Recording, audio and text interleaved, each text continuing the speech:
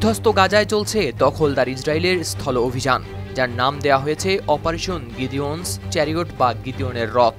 আর এরই মাঝে বিশেষ এক অস্ত্র দিয়ে দূর থেকে একের পর এক ইসরায়েলি সেনা শিকার করে যাচ্ছেন এক ফিলিস্তিনি যোদ্ধা। এটি এমন এক রাইফেল যার প্রতিটি যন্ত্রাংশ তৈরি গাজার মাটিতেই, আর তারই গুলিতে ধীরে ধীরে মুখ থুবড়ে পড়ছে ইসরায়েলি সেনারা। আধুনিক প্রযুক্তির এক দেশ, কিন্তু এক নির্মম নিখুঁত অস্ত্রের সামনে যেন ধরাশায়ী হচ্ছে বারবার। অস্ত্রটি যেন কেবল একটা রাইফেল নয়, একটি গল্প, এক প্রতিরোধ, এক প্রতিশোধের প্রতীক। ইসরায়েল যখন গাজায় স্থল অভিযান চালাতে ব্যস্ত, তখন আল কাসাম ব্রিগেডের একের পর এক স্নাইপার হামলায় রীতিমতো কোণঠাসা তারা। আর এই হামলার পেছনে রয়েছে এক ভয়ঙ্কর রাইফেল, নাম আল ঘুল। মাঠের অলরাউন্ডার আমি, আর ঘরের allrounder Tilex. Tilex toilet cleaner, clean মানেই টাইলক্স।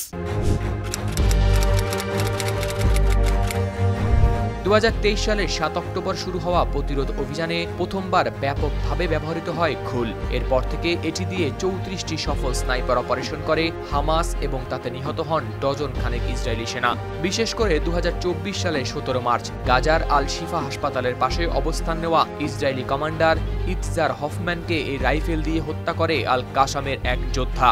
ঘুল শুধুই ভয়ঙ্কর নয়, এটি প্রযুক্তিগত দিক থেকেও শক্তিশালী। এর দৈর্ঘ্য 1.5 মিটার, যা অস্ট্রিয়ান স্টিয়ার বা রাশিয়ান ড্রাগুন ভকেও হার মানিয়েছে।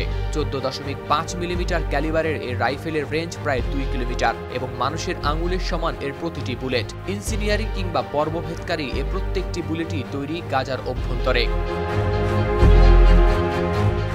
এই রাইফেল তৈরির পেছনে রয়েছে বছরের পর বছর ধরে প্রশিক্ষিত এক স্পেশাল ইউনিট, যাদের বেছে নেওয়া হয়েছিল নিখুঁত লক্ষ্যভেদ, ধৈর্য ও ছদ্মবেশে সিদ্ধান্ত নেয়ার অসাধারণ দক্ষতার জন্য।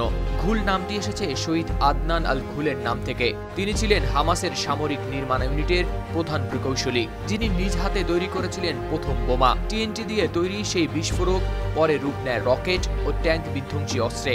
2004 সালে ইসরায়েলি ড্রোন হামলায় শহীদ হন তিনি। আজ তার নামেই গড়ে উঠেছে এই ভয়ঙ্কর অস্ত্র, যা কেবল রক্ত ঝরায় না, মনে করিয়ে দেয় ইতিহাস। ইসরায়েলি সেনাদের কাছে এখন ঘুল কেবল এক রাইফেল নয়, এটা এক ভয়, এক দুঃস্বপ্ন, যা অন্ধকারে তাদের পেছনে লেগে থাকে ছায়ার মতো। হাওলাদার শামীম, RTV।